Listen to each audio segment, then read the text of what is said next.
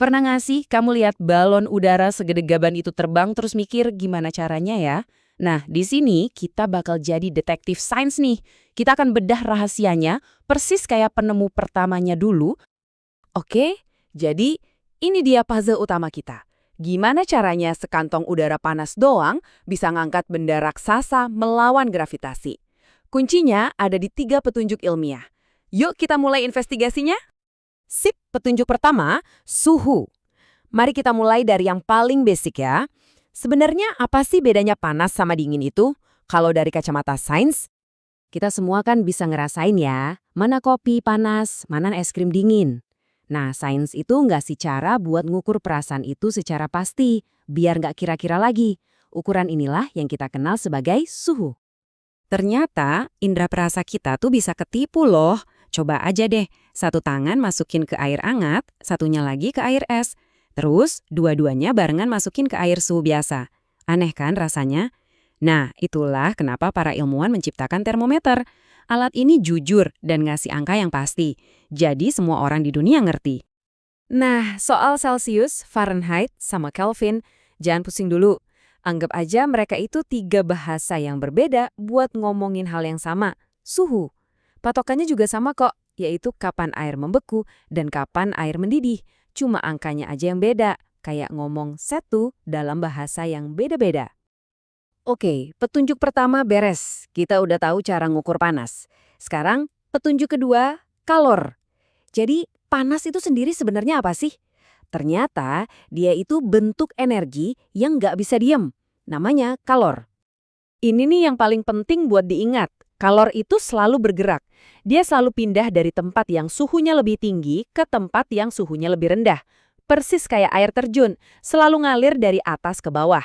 Tujuannya apa? Biar suhunya jadi seimbang. Kamu pernah kepikiran nggak, kenapa pas siang bolong, aspal tuh panasnya minta ampun, tapi air di kolam renang tetap adem? Nah, ini karena ada yang namanya kalor jenis. Anggap aja air itu kayak spons panas raksasa. Dia bisa nyerap banyak banget energi panas tanpa jadi ikutan panas. Beda jauh sama aspal yang cepet banget panasnya. Terus, gimana caranya si kalor ini pindah-pindah tempat?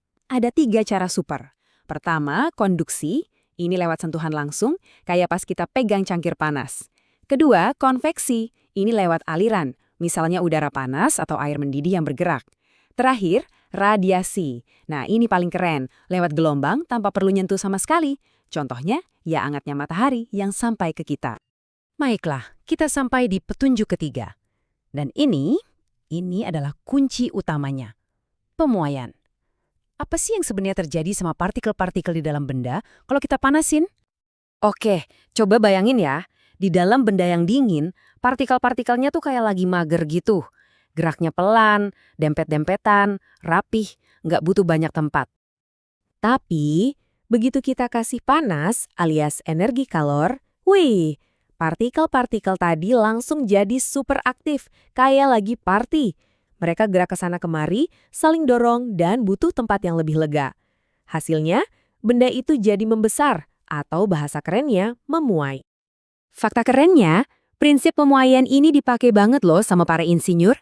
Coba deh perhatiin rel kereta api atau sambungan jembatan. Pasti ada celah kecil kan? Nah, itu sengaja dibikin. Tujuannya, biar pas siang panas dan besinya memuai, relnya nggak melengkung. Jenius banget ya? Oke, para detektif sains. 3 petunjuk sudah di tangan kita. Suhu, kalor, dan pemuaian. Sekarang, saatnya kita gabungkan semuanya buat mecahin misteri besar ini.